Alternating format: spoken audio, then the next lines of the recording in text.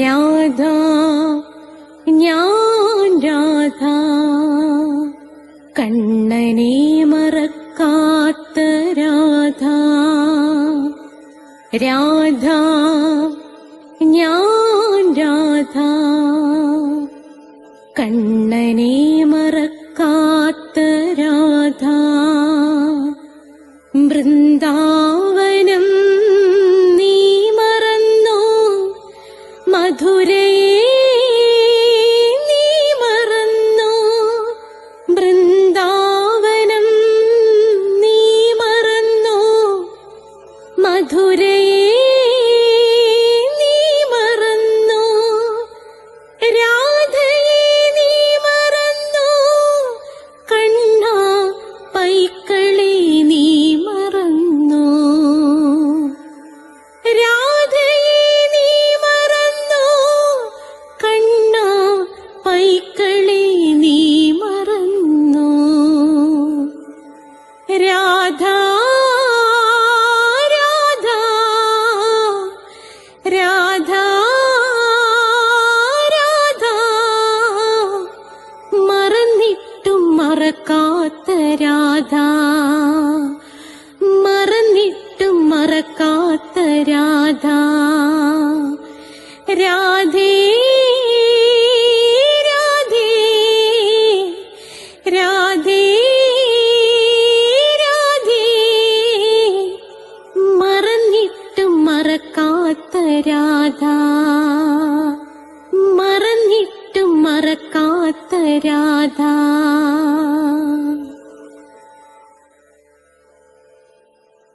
രാധേ രാധേ ഓ രാധേ രാധേ, രാധേ രാധേ ഓ രാധേ രാധേ.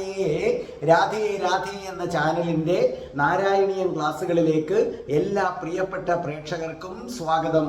ഇന്ന് നമുക്ക് 9ാമത്തെ ദശകമാണ്, 9ാമത്തെ ശ്ലോകമാണ്. നമ്മുടെ എപ്പിസോഡ് എന്ന് പറയുന്നത് 95ആണ്. ഇതിനു മുമ്പുള്ള എപ്പിസോഡുകൾ നിങ്ങൾക്ക് കാണണമെന്നുണ്ടെങ്കിൽ പ്ലേലിസ്റ്റ് എടുത്താൽ മതി.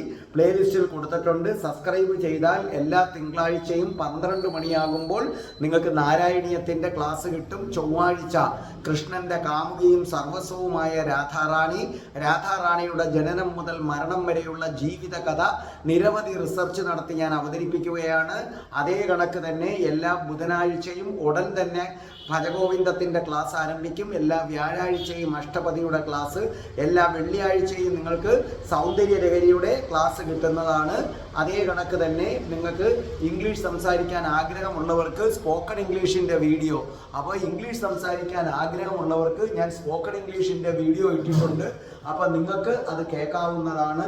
അതല്ല എൻ്റെ അടുത്ത് നേരിട്ട് വന്ന് പഠിക്കണമെങ്കിൽ ഞാൻ കൊല്ലത്താണ്. അപ്പോൾ നിങ്ങൾക്ക് നേരിട്ട് വന്ന് എൻ്റെ അടുത്ത് പഠിക്കാം. ആൺകുട്ടികൾക്കും പെൺകുട്ടികൾക്കും എല്ലാം ഹോസ്റ്റൽ സൗകര്യങ്ങൾ എല്ലാം ഉണ്ടായിരിക്കുന്നതാണ്. അതേപോലെ തന്നെ പിന്നെ എൻ്റെ രീതി എന്ന് പറഞ്ഞാൽ 30 ദിവസം കൊണ്ട് ഇംഗ്ലീഷ് സംസാരിക്കും, ഇല്ലെങ്കിൽ ഫുൾ എമൗണ്ടും തിരിച്ചു തരുമെന്നുള്ളതാണ്. അതേ കണക്ക് തന്നെയാണ് ജ്യോതിഷം. ഓരോ മാസത്തിൽ ജനിച്ചവരുടെ ഫലം, ഓരോ നക്ഷത്രത്തിൽ ജനിച്ചവരുടെ ഫലം ഞാൻ പ്രത്യേകം കൊടുത്തിട്ടുണ്ട്. അത് കേൾക്കുക. നിങ്ങൾക്ക് ജ്യോതിഷപരമായി എന്തെങ്കിലും സംശയമുണ്ടെങ്കിൽ എൻ്റെ 96453339 എന്ന നമ്പറിലേക്ക് എന്നെ വിളിച്ചാൽ മതി. നിങ്ങൾക്ക് തികച്ചും സൗജന്യമായിരിക്കും. അതേ കണക്ക് തന്നെ നിങ്ങൾക്ക് പ്ലേലിസ്റ്റ് എടുത്താൽ അഷ്ടാവക്ര ഗീതയുണ്ട്. പ്ലേലിസ്റ്റിൽ ഹിന്ദുക്കൾ അറിയേണ്ടവ നിശ്ചയമായും കേൾക്കണം. നമ്മൾ ഹിന്ദുക്കൾ കണ്ടിരിക്കേണ്ട ക്ഷേത്രങ്ങൾ, അവിടുത്തെ വഴിപാടുകൾ, അവിടെ എങ്ങനെ എത്തിച്ചേരും, അതിനെക്കുറിച്ചെല്ലാം ഞാൻ വളരെ വിശദമായിട്ട് ഞാൻ കൊടുത്തിട്ടുണ്ട്. അതെല്ലാം നിങ്ങൾ നിശ്ചയമായിട്ടും കേൾക്കണം. അതേ കണക്ക് തന്നെ രാധികാ കവചൻ 2 ഉണ്ട്. അത് 2ഉം പാടിയിട്ടിട്ടുണ്ട്, പഠിപ്പിച്ചിട്ടുമുണ്ട്. രാധാ സഹസ്രനാമം നമ്മുടെ കൃഷ്ണപ്രിയ പാടിയിട്ടിട്ടുണ്ട്, വരികൾ ഉൾപ്പെടെയും വരികളില്ലാതെയും. പിന്നെ രാധാ മാനസതന്ത്രമുണ്ട്, അത് നമ്മുടെ അൽബ പാടിയിട്ടിട്ടുണ്ട്. നിരവധി ഷോർട്ട് വീഡിയോസ് ഉണ്ട്, ഭക്തമീരയുണ്ട്. സബ്സ്ക്രൈബ് ചെയ്യുന്നവർക്ക് എന്നും രാവിലെ 5:30 വളരെ പ്രയോജനകരമായ മോർണിംഗ് മെസ്സേജ് നിങ്ങൾക്ക് കിട്ടുന്നതാണ്. അപ്പോൾ ഇതൊക്കെ നിങ്ങൾ കേൾക്കുക. അപ്പം നമുക്ക് പ്രാർത്ഥിച്ചിട്ട് തുടങ്ങാം. ഓം മഹാഗണപതേ നമഃ. ഓം ശ്രീ രാധാകൃഷ്ണായ നമഃ.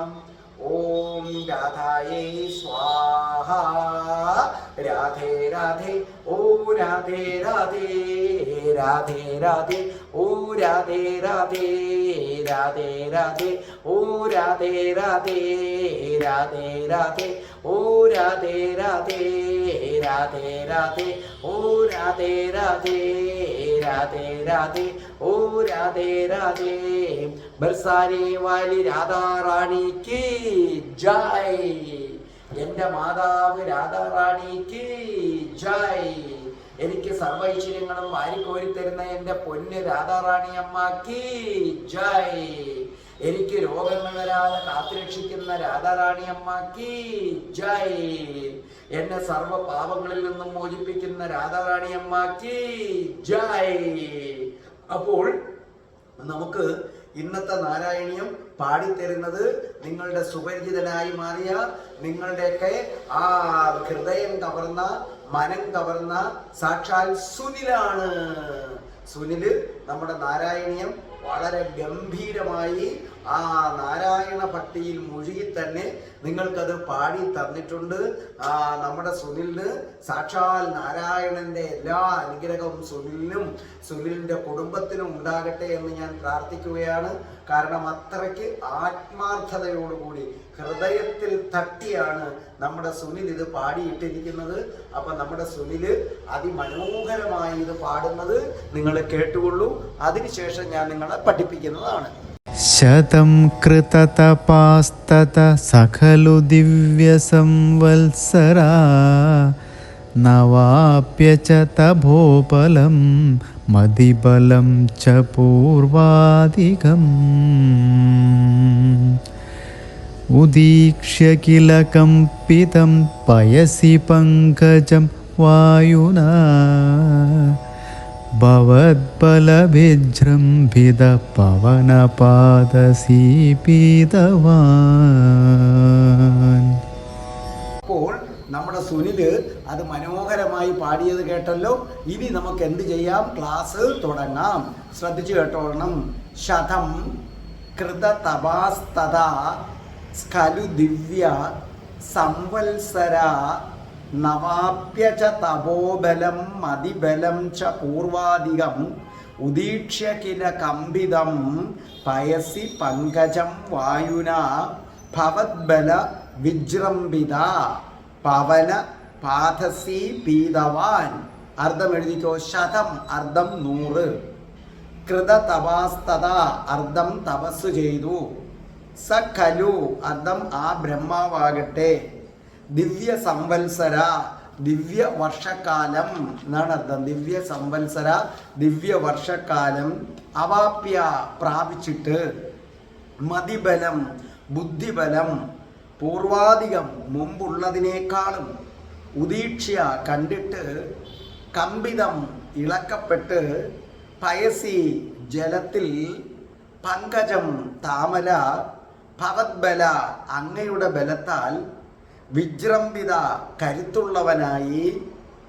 പവനപാദസി പീതവാൻ വായുവിനെയും ജലത്തെയും കുടിച്ച് വറ്റിച്ചു എന്നാണ് ഈ പറഞ്ഞതിൻ്റെ അർത്ഥം. നിങ്ങളെല്ലാം എഴുതിയല്ലോ.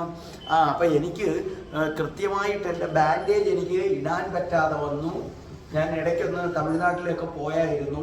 അപ്പോൾ എനിക്ക് ബാൻഡേജ് അഴിച്ചു വെക്കേണ്ടി വന്നു. അപ്പോൾ എന്ത് പറ്റിയെന്ന് പറഞ്ഞാൽ ചെറിയ ഒരു സ്വെല്ലിങ് പോലെ വന്നു. അപ്പോൾ ഡോക്ടർ പറഞ്ഞു ഇനി 3 ആഴ്ചയും കൂടെ ബാൻഡേജ് ഇടണം. ഇനി കാലടക്കരുത്, കാല് പൊക്കി വെച്ചുകൊണ്ടിരിക്കണം.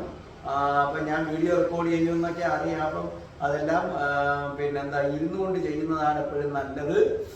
അപ്പം അങ്ങനെ പറഞ്ഞു. അപ്പം ഇനി ഒരു 3 ആഴ്ചയും കൂടെ എനിക്ക് ബാൻഡേജ് രാധാറാണിയമ്മ വിധിച്ചിട്ടുണ്ട്. അപ്പം അതുകൊണ്ട് തന്നെ എനിക്ക് ചിലപ്പം നമ്മുടെ റെഗുലർ വീഡിയോയിൽ ഏതെങ്കിലുമൊക്കെ 1-2 ചിലപ്പോൾ ഞാൻ പരമാവധി മുടക്കാൻ ശ്രമിക്കില്ല. എങ്കിലും ചിലപ്പം നമുക്ക് മുടങ്ങിയെന്നിരിക്കും. 3 ആഴ്ച കഴിഞ്ഞാലെല്ലാം റെഗുലറായിട്ട് വരുന്നതാണ്. അപ്പോൾ എന്താണ് ഈ ശ്ലോകത്തിൽ പറഞ്ഞിരിക്കുന്നതെന്ന് നമുക്ക് നോക്കാം. അപ്പോൾ ശ്രദ്ധിച്ചു കേട്ടോളണം. ഈ ശ്ലോകത്തിനകത്ത് നമുക്ക് പറഞ്ഞിരിക്കുന്നത് പിന്നീട് ആ ബ്രഹ്മാവ് 100 സംവത്സരക്കാലം ദിവ്യ വർഷക്കാലം തപസ് ചെയ്തു. എന്നിട്ട് മുൻപ് ബ്രഹ്മാവിന് എന്തുമാത്രം ഉണ്ടായിരുന്നോ അതിനേക്കാൾ കൂടുതൽ തപോബലവും ബുദ്ധിബലവും പ്രാപിച്ചു. അപ്പൊ ബ്രഹ്മാവ് എന്ത് ചെയ്യുന്നു? 100 സംവത്സരക്കാലം ഭഗവാൻ ശ്രീകൃഷ്ണനെ തപസ് ചെയ്തു. എന്നിട്ട് മുൻപുണ്ടായിരുന്നതിനേക്കാൾ നല്ല തപോബലവും ബുദ്ധിബലവുമൊക്കെ പ്രാപിച്ചു. അതിനുശേഷം കാരണജലത്തിൽ, താൻ ഇരിക്കുന്ന കാരണജലത്തിൽ താമര ഇളകിക്കൊണ്ടിരിക്കുന്നതായി കണ്ടു. അപ്പൊ ഭഗവാന്റെ ബലത്താൽ ശക്തി പ്രാപിച്ചിട്ട് വായുവിനെയും ജലത്തിനെയും മുഴുവൻ കുടിച്ചു. അപ്പൊ ബ്രഹ്മാവ് തപസ് ചെയ്യുന്നു. തപസ് ചെയ്ത് ബ്രഹ്മാവിന് 2 ബലം കിട്ടി. 1 തപോബലം കിട്ടി, 2 ബുദ്ധിബലം കിട്ടി. അപ്പൊ കാണാം താനിരിക്കുന്ന ജലത്തിലെ താമര അനങ്ങുന്നു. അത് കണ്ടതോടുകൂടി ഭഗവാൻ തനിക്ക് അനുഗ്രഹം ചൊരിഞ്ഞു എന്ന് മനസ്സിലാക്കുകയും ഈ ഭഗവാന്റെ ബലത്താൽ ശക്തി പ്രാപിച്ചിട്ട് വായുവിനെയും ജലത്തെയും മുഴുവനും കുടിക്കുകയാണ് ചെയ്തത്. ഇനി നമുക്ക് ഒന്നാമത്തെ വരി നോക്കാം. ശതം കൃത തവാസ്തത സഖരു ദിവ്യ സംവത്സര. അപ്പൊ എന്താ പറഞ്ഞിരിക്കുന്ന? ശതം 100, കൃത തപസ്തത എന്ന് പറഞ്ഞാൽ അർത്ഥം എന്താ? തപസ് ചെയ്തു. സ ഖലു അർത്ഥം ആ ബ്രഹ്മാവാകട്ടെ ദിവ്യ സംവത്സര, ദിവ്യ വർഷക്കാലം. അതായത് ഇവിടെ എന്താ പറഞ്ഞിരിക്കുന്നത്? ബ്രഹ്മാവ് 100 സംവത്സര കാലം തപസ് ചെയ്തു. അങ്ങനെ നമുക്ക് ശക്തി നേടാൻ, നമുക്ക് നമ്മുടെ കർമ്മങ്ങൾ കൃത്യമായി ചെയ്യുന്നതിന് നമുക്ക് 2 മാർഗങ്ങളുണ്ട്. 1 തപസ് കൊണ്ട് നേടാൻ പറ്റുന്നത്, 2 നമ്മുടെ കർമ്മം കൊണ്ട് നേടാൻ പറ്റുന്നത്. അപ്പൊ നമുക്ക് നമ്മുടെ കർമ്മങ്ങൾ ചെയ്യാനുള്ള ശക്തി നേടുന്നതിനായിട്ട് 2 മാർഗങ്ങളുണ്ട്. ഒന്നാമത്തെ മാർഗം എന്ന് പറയുന്നത് തപസ് കൊണ്ട് നേടാവുന്നത്.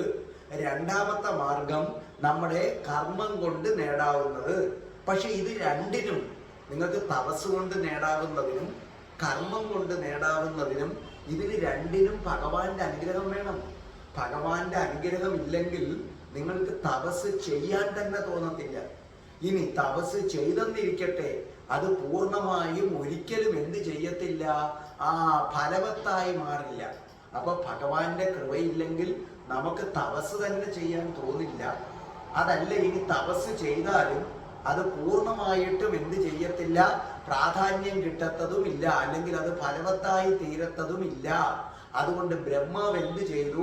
ഭഗവാനെ പ്രസാദിപ്പിക്കുന്നതിനാണ് ആദ്യം പ്രാധാന്യം നൽകിയത്.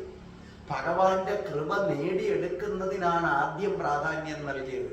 അങ്ങനെ ഭഗവാന്റെ കൃപ നേടിയെടുക്കുന്നതിന് വേണ്ടി ബ്രഹ്മാവ് എന്ത് ചെയ്തു? തപസ് ചെയ്തു. ഇതാണ് ഒന്നാമത്തെ വരിയിൽ പറഞ്ഞിരിക്കുന്നത്. ഇനി രണ്ടാമത്തെ വരി എന്താ? നവാപ്യ ച തപോബലം മതിബലം ച പൂർവാധികം. അവാപ്യ, നവാപ്യ എന്ന് പറഞ്ഞാൽ അവാപ്യാണ്, ചേർത്തെഴുതുമ്പോൾ വരുന്നതാണ്. അവാപ്യ പ്രാപിച്ചിട്ട് മതിബലം ബുദ്ധിയെ പൂർവാധികം മുൻപുള്ളതിനേക്കാളും. അപ്പൊ എന്താണ് രണ്ടാമത്തെ വരിയിൽ പറയുന്നത്? അങ്ങനെ ബ്രഹ്മാവ് ഭഗവാന്റെ കൃപ കിട്ടാൻ കഠിനമായി തപസ് ചെയ്തു. ആ തപസ്സിന്റെ ഫലമായിട്ട് ബ്രഹ്മാവിന് 2 കാര്യങ്ങൾ കിട്ടി.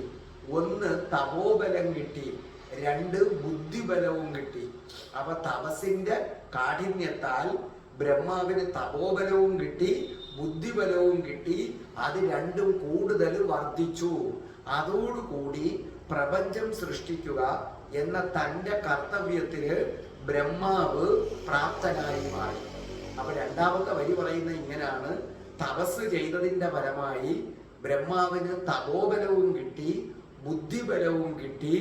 അതോടുകൂടി ബ്രഹ്മാവ് എന്ത് ചെയ്യുന്നു?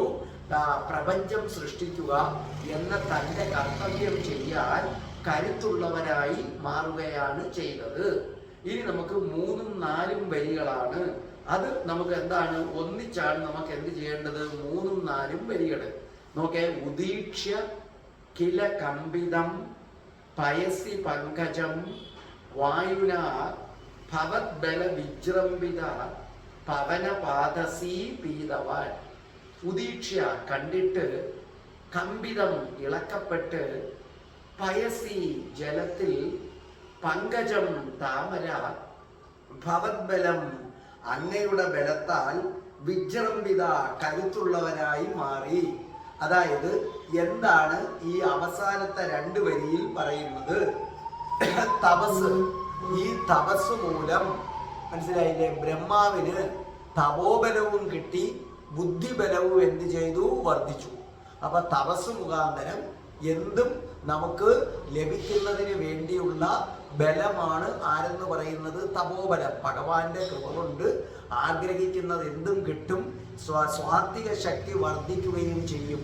അതിനെയാണ് നമ്മൾ തപോബലം എന്ന പേര് വിളിക്കുന്നത്. എപ്പോഴും സ്വാത്വിക ചിന്തയായിരിക്കും. നമ്മൾ എന്ത് മനസ്സിൽ കരുതിയാലും അതൊക്കെ നമുക്ക് നേടിയെടുക്കാനും പറ്റും. അങ്ങനെയുള്ള തപോബലവും കിട്ടി, കാര്യങ്ങൾ എങ്ങനെ ചെയ്യണമെന്ന് മനസ്സിലാക്കാനുള്ള ബുദ്ധി, അങ്ങനെ ബുദ്ധിബലവും കിട്ടി. ഇത് തപസ് ചെയ്തതിനാൽ ഭഗവാനിൽ നിന്ന് കിട്ടിയ ഒരനുഗ്രഹമാണെന്ന് വ്യക്തമാക്കുന്നതിന് വേണ്ടിയാണ് ഈ വരിയില് ഭവത് ബല വിജൃംഭിത എന്ന് പറഞ്ഞിരിക്കുന്നത്. ഭവത് ബല എന്ന് പറഞ്ഞാൽ ഭഗവാന്റെ കൃപ കൊണ്ടാണ് ഇത് ലഭിച്ച് കരുത്താർജിച്ചത്. ഇനി തപോബലം കൊണ്ടോ ബുദ്ധിബലം കൊണ്ടോ ആണ് ഈ പ്രപഞ്ച സൃഷ്ടി നടത്താൻ പറ്റുന്നതെന്ന് നമുക്ക് ഒറ്റ നോട്ടത്തിൽ തോന്നുമെങ്കിലും വാസ്തവത്തില് ഭഗവാന്റെ കൃപ കൊണ്ട് മാത്രമാണ് ബ്രഹ്മാവിന് അതിന് സാധിക്കുന്നത്. ഈ തപോബലം കിട്ടിയതും ഏതാണ്? ബുദ്ധിബലം. ഇത് രണ്ടും നമുക്ക് എന്താണ്? ഈ തപോബലം കൊണ്ടോ ബുദ്ധിബലം കൊണ്ടോ ആണ് ബ്രഹ്മാവ് പ്രപഞ്ചം സൃഷ്ടിച്ചതെന്ന് ഒറ്റ നോട്ടത്തിൽ തോന്നും. പക്ഷെ വാസ്തവത്തിൽ ഇത് രണ്ടുമല്ല. ഭഗവാന്റെ കൃപയില്ലാത്തവന് ഏത് ബലം ഉണ്ടായിട്ടും യാതൊരു ഗുണവും എന്ത് ചെയ്യില്ല, ഉണ്ടാവുകയില്ല എന്നാണ് ഇവിടെ പറയുന്നത്. അതിനെ തുടർന്ന് അപ്പൊ ബ്രഹ്മാവ് തപസ് ചെയ്തു, ഭഗവാന്റെ കൃപ കൊണ്ട് തപോബലം കിട്ടി, അതേ കണക്ക് മനോബലവും കിട്ടി. അതിനുശേഷം എന്ത് ചെയ്തു എന്ന് പറഞ്ഞാൽ താൻ ഇരിക്കുന്ന ജലത്തിലെ ആ താമര ചലിക്കുന്നതായിട്ട് ബ്രഹ്മാവ് കണ്ടു. ബ്രഹ്മാവ് നോക്കിയപ്പോൾ താനിരിക്കുന്ന ജലത്തിലെ താമര ഇങ്ങനെ ചലിക്കുന്നു. അത് ഭഗവാന്റെ അനുഗ്രഹം ബ്രഹ്മാവിന് ലഭിച്ചു എന്നതിന്റെ സൂചനയാണ്. ഭഗവാൻ മഹാവിഷ്ണുവിന്റെ അനുഗ്രഹം ബ്രഹ്മാവിന് ലഭിച്ചു എന്നതിന്റെ സൂചനയായി ആ താമര അനങ്ങുന്നത് കണ്ടു എന്ന് പറഞ്ഞാൽ ഇനി സൃഷ്ടികർമ്മം തുടങ്ങാം എന്ന മുന്നറിയിപ്പായിരുന്നു അത്. ഇത് ബ്രഹ്മാവിന് മനസ്സിലായി. അപ്പൊ ബ്രഹ്മാവ് നോക്കിയപ്പോൾ താനിരിക്കുന്ന കാരണജലത്തിലെ താമര ഇരുന്ന് ചലിക്കുന്നു. അത് ഭഗവാൻ നൽകിയ ഒരു സൂചനയാണ്. ഹേ ബ്രഹ്മാവേ, ഞാൻ നിന്നിൽ സംപ്രീതനായിരിക്കുന്നു, ഇനി നിനക്ക് സൃഷ്ടികർമ്മങ്ങൾ തുടങ്ങാം. ഇത് മനസ്സിലാക്കിയ ബ്രഹ്മാവ് എന്ത് ചെയ്തു? ആ ജലത്തെയും ഈ താമര ഇളക്കിയ വായുവിനെയും എന്തു ചെയ്തു? മുഴുവനും കുടിച്ചു വറ്റിച്ചു. അങ്ങനെ പ്രപഞ്ച സൃഷ്ടിക്കുള്ള ആദ്യത്തെ ചുവട് ആര് വെക്കുകയാണ്? ബ്രഹ്മാവ് വെക്കുകയാണ്. കണ്ടില്ലേ? ഭഗവാന്റെ അനുഗ്രഹം കൊണ്ടാണ് ഈ ജലം കുടിച്ചു വറ്റിക്കാനും വായുവിനെയും മുഴുവനും പാനം ചെയ്യാനും ആർക്ക് സാധിച്ചത്? സാക്ഷാൽ ബ്രഹ്മാവിന് സാധിച്ചത്. അപ്പൊ നമ്മൾ ഓരോരുത്തരും ചെയ്യേണ്ടത് ഭഗവാന്റെ കൃപ കിട്ടാൻ വേണ്ടി ശ്രമിക്കണം. അപ്പൊ എങ്ങനെയാണ് നമുക്ക് ഭഗവാന്റെ കൃപ കിട്ടുന്നത്? ഭഗവാന്റെ കൃപ കിട്ടണമെന്നുണ്ടെങ്കിൽ ഭഗവാനിൽ നല്ലതുപോലെ മനസ്സുറപ്പിച്ച് പറ്റുന്ന സമയങ്ങളിലൊക്കെ ഓം നമോ നാരായണായ അല്ലെങ്കിൽ ഓം നമോ ഭഗവതേ വാസുദേവായ ഇതിലേതെങ്കിലും ഒരു മന്ത്രം നിങ്ങൾ ജപിച്ചു കഴിഞ്ഞാൽ സാക്ഷാൽ നാരായണന്റെ അനുഗ്രഹം കിട്ടും. അതുകൊണ്ട് നമുക്കും പ്രാർത്ഥിക്കാം. ഓം നമോ നാരായണായ, ഓം നമോ ഭഗവതേ വാസുദേവായ. രാധേ രാധേ, ഓ രാധേ രാധേ, രാധേ രാധേ, ഓ രാധേ രാധേ, രാധേ രാധേ, ഓ രാധേ രാധേ, രാധേ രാധേ, ഓ രാധേ രാധേ, രാധേ രാധേ, ഓ രാധേ രാധേ, രാധേ രാധേ, ഓ രാധേ രാധേ.